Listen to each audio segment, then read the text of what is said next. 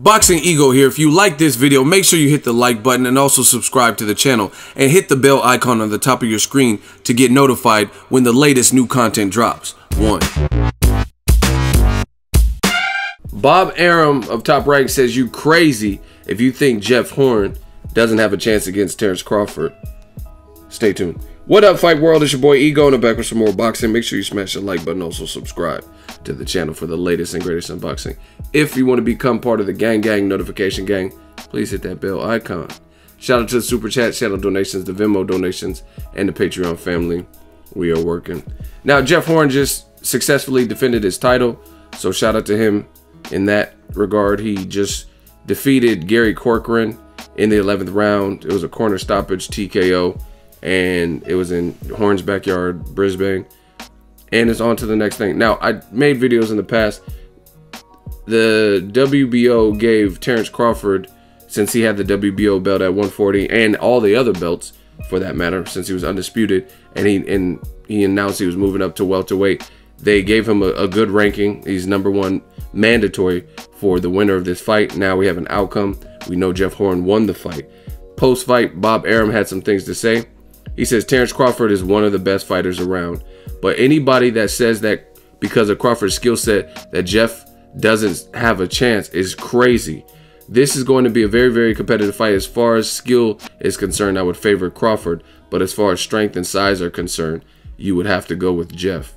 Now, the beauty of YouTube, or at least for my channel, is I'm my own boss. So I could cut straight to the meat and get right to it. I'm not promoting Crawford, I'm not promoting Jeff Horn, I'm not getting the residuals or whatnot for putting on the fight particularly, you know what I'm saying? So bottom line is I don't have to be biased, I don't have to sell you anything.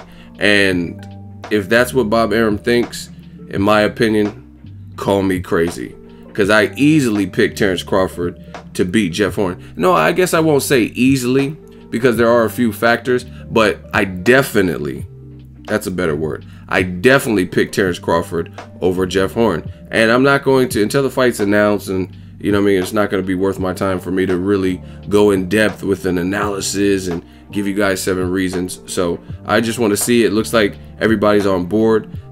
Jeff Horn's own people, they said that Terence Crawford's not unbeatable and we can exploit things about him, which is, you know what I mean, what everyone says. People say that about Mayweather or Pacquiao or Crawford or whoever, you know what I mean? But the proof is in the pudding. You got to do it.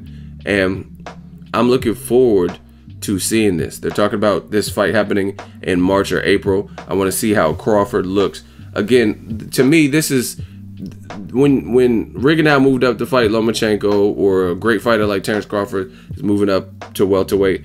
The one unknown, the unknown variable is, will their power carry up?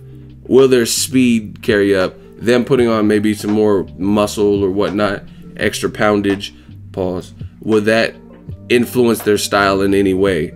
Like, meaning Crawford had very good power at 140. He had a lot of stoppages. I think he stopped really most of the guys, Thomas Delorme, Thierry Jean, Hank Lundy, and he stopped Felix Diaz, John Molina, right? Julius Ndongo. I think Victor Postal was maybe the only one that survived, and keyword survived. He wasn't fighting to win, and he got knocked down, so it's not like he didn't get hurt. So, I mean, if all goes well with the move up, which I think it will, because Crawford is an animal, is a discipline, amateur pedigree.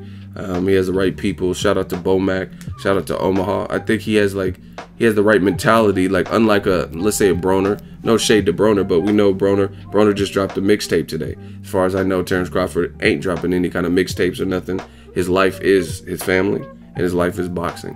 So, I mean, I've been around the dude, seen the dude train and stuff like that. He's real all business, at least when he's doing his thing. You know what I mean? Maybe when he's fishing or camping or something, you get a different Terence Crawford. But yeah, I definitely pick him to beat Jeff Horn. And see, this is the thing with boxing. You guys got to know where you get your information from. I watched the Jeff Horn fight, but I watched it in 2 parts. I try to stay up and watch it, and it's funny because I got to the 11th round and I was like, man, it just wasn't that sensational, scintillating of a fight. So I ended up going to bed, and then when I woke up, I noticed that Jeff Horn got the stoppage in the round, but obviously it happened after I turned it off. I was looking at it on my phone or whatnot. But I mean, I'm not taking anything away from Jeff Horn. He's obviously tough. He has some good power, and you know what I mean, he's won his last 2 fights. He's won all of his fights. He's undefeated. But there's a difference, and the reason why I disagree with Bob Arum, one, he's a promoter, so of course he has to build an anticipation. I don't have to build shit. You know what I mean? I could tell you about the fight, but I could give you my honest, stern opinion. And I think Terence Crawford is that dude. You know what I'm saying? And if he were to lose, I don't see it to being to Jeff Horn. You know what I mean? I don't even know if he would lose to anybody, let alone the guy who I don't think is the top champion. I think Keith Thurman and Errol Spence Jr. are both more difficult champions for anyone in the welterweight division than Jeff Horn. Now, I'm not saying that Jeff Horn, because he is awkward, like I said, with power, and he showed some toughness in the Pacquiao fight. The 9th round, he was a dead man walking, and somehow he survived it. But the difference being is Pacquiao's pushing 40s, 38, been through mad wars, tiny, you know what I'm saying, in terms of, I think Pacquiao's listed at 5'5.5". And the other thing is Pacquiao has never been, and some people get offensive or take offense to this, but I don't really care. Some people don't understand what I'm saying, but I'll try my best to say it. Pacquiao's never been a smart fighter. Like, you could say he's smart in terms of executing, getting wins, but he's not smart in terms of doing what's favorable. Like, you know what I mean, how he fought Margarito, you know what I mean, he said that was one of his most difficult fights.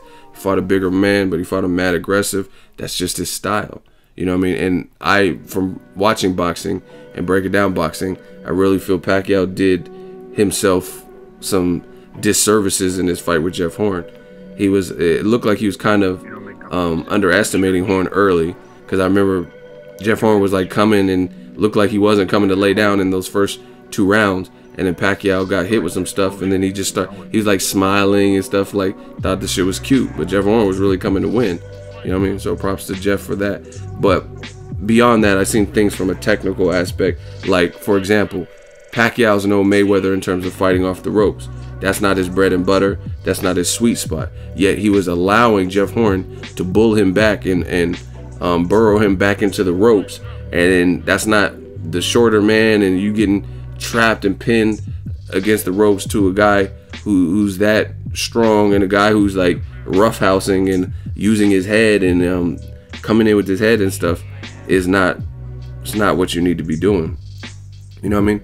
But there could be some dangers in the Crawford fight. Like I said, if Crawford's power is not as snappy or something as it was at 140, and the fact that Jeff Horn comes in with his head, I mean, it's no mystery to me that Jeff Horn's last 2 opponents have received cuts over their eye, bad cuts. You know what I mean? Gary Corcoran and Pacquiao. And I haven't watched all of Horn's fights, but at least in his last 2, that's been the case. So Crawford has to watch out for that. I mean, because I remember even Floyd Mayweather. See, I'm just dropping gems for y'all. But Mayweather, when he fought Maidana, same kind of concept. Rough ass Maidana, power puncher, real aggressive. And then Floyd got cut, and it was bothering him. He's like, I can't see. I got blood in my eyes. Shout out to the late, great Rafael Garcia, because he tamed that cut, and then Floyd got back to work. But the difference being is Floyd is educated on the ropes and stuff like that. So he didn't do what Pacquiao did. You know what I mean? Like, let Jeff Horn get off a succession of punches, stay on the ropes, and kind of get trapped there. Floyd will roll out if his defense ain't up to par or something on the ropes, and the guy's getting off successful shots. But the thing is, that's usually not the case. You've seen with Cotto, De La Hoya, Maidana, all of them guys had Floyd on the ropes, and they were not landing flush, and a lot of it was being blocked and stuff. But anyway, back to Terence Crawford and Jeff Horn. It's a good fight. It's a good first fight. It's a good title defense.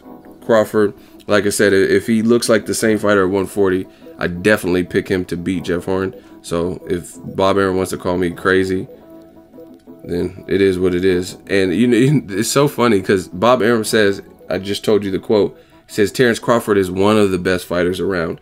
And to me, I know Bob Arum knows Crawford is good, but I've always felt this top rank has like, it's like an underappreciation for Terence Crawford. I'm not saying they treat him bad or They're not giving him good purses or nothing like that. But you're saying Terence Crawford is one of the best fighters around. And I think he's probably pound for pound #1. You know what I mean? So it's funny because Lomachenko got 11 fights and a loss, right? 11 fights and a loss.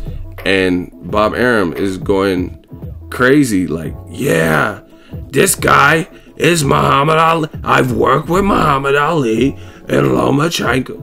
Lomachenko's good. Don't get it twisted. He's good. But like Crawford has 30+ fights, has been doing this, beat a lot of top guys who were like Danny Garcia and Mikey Garcia. He beat them as amateurs, since people want to bring up amateur careers and stuff like that. You know what I mean? And I don't know everyone. I know Lomachenko beat guys like Jose Ramirez, who's going to fight Amir Imam. He beat him before, and he beat Felix Verdejo. But Crawford, his amateur career, he beat guys like Mikey Garcia, who's doing real good for himself. Someone, a name that's mentioned to fight Lomachenko maybe. He's beaten guys like that. And Danny Garcia, guy with 1 loss, who's moved up and, you know what I mean, kind of held his own with a champion, Keith Thurman, stuff like that. So, I mean, I just feel like Crawford is, I mean, and this is the thing, I'm not reinventing the wheel. A lot of people, oh, you just sided with Crawford. But the fighter, Lomachenko himself, says Crawford is #1 pound for pound. So what are we really talking about? See, new media, this is why these boys are getting buried when it comes to this media shit, because they get mad, but the proof is in the pudding. You see the facts. And what I'm saying can be corroborated and like justified by the facts and other fighters. Like I said, Bob Arum, I think Crawford should be getting maximum amount of praise. You talking about as far as strength and size, you got to go with Jeff, and Crawford is one of the best fighters. But the way Bob Arum is pushing Lomachenko, he's telling you really he is the best fighter, not just even of this era, but the best fighter since Muhammad Ali. You know what I mean? Floyd Mayweather came after Muhammad Ali. So you're saying he's better than that in 11 fights with a loss to Orlando Salido? You know what I mean? It's just crazy. So, I mean, I wish Terence Crawford got a little bit, but I mean, we see Terence Crawford, he doesn't get, you know what I mean? He's not getting compared to Floyd. I mean, fans are or something, but I'm saying by his own promoter. He's not comparing him to Floyd and saying he's the best since Muhammad Ali. He's just one of the best fighters around. So, whatever. I think Terence Crawford will just keep showing and proving. I'm picking him to beat Jeff Horn. I really see that. There could be some, like I said, dangers if his power, speed, or just anything else looks off and he's getting hit with big shots and can't take them well or something like that. But I think the thing is and I told you I wasn't going to break down the fight too much, but the bottom line is Terence Crawford is no Gary Corcoran. I watched the fight, and see, that's the thing. You got to educate yourself. A lot of people are like, oh yeah, Jeff. Like, if you go watch the stoppage in the Gary Corcoran fight, it looked like it was out of nowhere. Now, I get it, Gary Corcoran's team threw in the towel, but to me, it wasn't even like a situation like when Dominic Ingle threw in the towel on Kell Brook versus Golovkin. Golovkin started to pulverize Kell Brook in that 5th round or whatever, you know what I mean? And he had an injury, so that stoppage kind of made sense. Gary Corcoran was bleeding, but the stoppage still seemed out of nowhere, you know what I mean? It looked like, I mean, it would be one thing if it was in round 4 or something and he got that nasty cut, couldn't see or something, but I mean, he's 1 round away from, I wouldn't say he was winning the fight, but he's 1 round away from going the decision, just like Anthony Joshua versus Carlos Takam, you know what I mean? But the ref stopped that one, you know what I mean? So it's like sometimes in situations like that, these guys are fighters. It's not supposed to be easy, you know what I mean? But at least let them go out on their shield and possibly push this person to the distance. But, you know what I mean? His team elected not to, and it is what it is. But again, if you watch it, we're talking about Gary, and that's the other thing is you can't compare anything. Don't compare anything Terence Crawford does or fights like to Gary Corcoran, because who is he? I thought it was one of the Wahlberg brothers. I don't even know who he was. You know what I'm saying? And then a further background check, you see that in his last 3 fights, he got stopped, and that was by Liam Williams, and he was on a 2-win streak. But who did he beat? You know what I'm saying? So to compare, Bob Arum's trying to make this, oh yeah, it's because he's a promoter, so he got to sell it. But to me, I think Terence Crawford, he's just gonna come out. You'll probably see more of a Victor Postal type of Terence Crawford, where he has to figure out what he can and can't do, use some of his legs, and you know what I mean, try to nullify that. And the other thing is he's going to try to create, I don't know who has a longer reach off the top of my head, but he's going to create space and distance and pot shot, stuff like that, because he knows that Jeff Horn is going to, he's rough, you know what I mean? No one's trying to get cut up and beat the fuck up. And that's the other thing is Jeff Horn has, because he's so like aggressive and awkward or whatever, not only are his opponents getting cut, he's getting cut. So he has scar tissue, and he had trouble making weight. So I mean, Terence Crawford is just elite, just undisputed in the division. So Bob Arum or Top Rank can say whatever they want, but to me, I see Terence Crawford really putting a beating on Jeff Horn at some point. Like maybe there's some challenging rounds early, but I don't see Crawford losing unless there's something unforeseen. Like I said, he just looks like a totally different fighter than what he's looked at 35 and 40, which I don't think will be the case. And like I said, Crawford has the smarts, he has the brain to know what to do. Like, you know, he knows when to engage and when to like break a person down. And I think that's what he would do. Jeff Horn is wild. He's going to use them legs and burn Jeff Horn out a bit and then start clipping him. And then, you know, I mean, kind of like he did. See, seeing this is the thing. I've seen multiple Crawford fights. I covered multiple of his fights in his backyard in Omaha and stuff. I wish I went to the Gamboa one, but I didn't. But I went there I covered the Ray Beltran fight as media. And that's what I'm saying. You guys will see this about Terence Crawford is like 50 Cent said, go ahead, switch the style up and let him hate and watch money, pal. Go ahead, switch the style up. That's what Crawford can do. The way he fought Victor Postal and Ray Beltran was somewhat similar. He was in there with a guy, one was a tall, very good boxer, so he used some legs. He was in there with Ray Beltran, a Manny Pacquiao sparring partner, dangerous puncher. And since the Crawford loss, Ray Beltran has some serious ass knockouts. He was even, when I went to cover Crawford versus Molina Jr. in Omaha. I covered that fight, and Ray Beltran had a serious knockout of I think an undefeated kid on the undercard, but he couldn't fuck with Terence Crawford. And Ray Beltran admitted it at the post-fight when I went to post-fight presser. He said, man, I had some controversial fights. He said, but he really beat me. Terence Crawford, you the man, bro. He said, you really beat me. You know what I mean? I don't think I lost to Ricky Burns and Sharif Brogerie and this guy and that guy, but you really beat me, bro. And Ray Beltran said that. And I'm not comparing Jeff Horn because obviously he's at a higher weight, but I'm just saying Crawford knows when to turn up and who to turn up with and who to fight and how to fight them. So that's my thoughts on Crawford Horn. This is a little bit longer video. Let me know what you think. Drop your thoughts in the comment section. Make sure you smash the like button. As always, hate, comment, and subscribe. Till next video, it's Ego signing off. So if you enjoyed this video and want more content like this on the channel, you can show your appreciation by going to the PayPal donate button or the YouTube support button. And you can donate any amount that you feel is equivalent to the value of this video. Much more to come. Thank you guys for your support. Boxingego, the future of boxing.